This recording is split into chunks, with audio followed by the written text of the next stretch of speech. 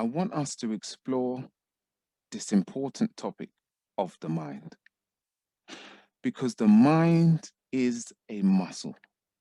And just like every other muscle that we have in our body, it needs to be exercised regularly so that it can grow and develop and remain strong. And so, my goal for you today is to begin to be mindful of this and take active steps to exercise the muscles in your mind so that they can be strong, flexible, and resilient. So how do we do that? There is four simple ways. And the first one is by your thoughts. The thoughts that you think on a daily basis have the power and the capacity to strengthen or weaken you. You see, our thoughts have life and energy within them. Thoughts actually create things. And so, depending on the thoughts that we are thinking about, you have the capacity to strengthen yourself.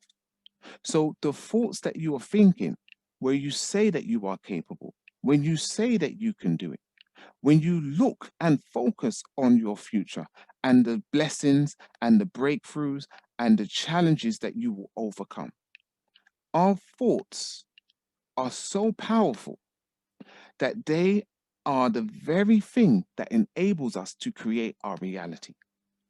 You see, every person who has thought about a great invention before it was actually manifested, they had a thought about it.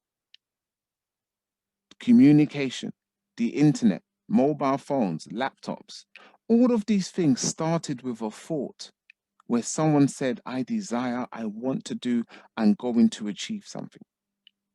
And that started off a chain reaction in the mind, neuroplasticity, cells and neurons binding together, shaping to create the imagination, the visualization, and the intensity to empower that individual to make that a reality. Every single human being has on average 60 to 70,000 thoughts a day. And so those thoughts, 90% of them are rumination. So we have the ability, if we are ruminating on our strengths, on what we can do, on our power, then we have the ability to create and strengthen the muscles in our mind. But be careful, because on that same token, if the thoughts we are thinking is that we're incapable and we can't do it and we're not good enough, we have the ability and the power to weaken our mind, to set our mind in a habit and a process of believing that we are not possible, we are not able, and we are not capable. So it's really important that we understand that your thoughts are the precursor to the reality of you achieving your success. Everything happens twice in life. First in the mind through our thoughts, and then in reality. The second thing and the second way in which we can strengthen our muscles is by our words. We have the power of life and death in our tongue. We have to choose wisely with the words that we speak over our lives. When you make a mistake, don't say you're stupid. When you can't remember something, don't say I have a bad memory.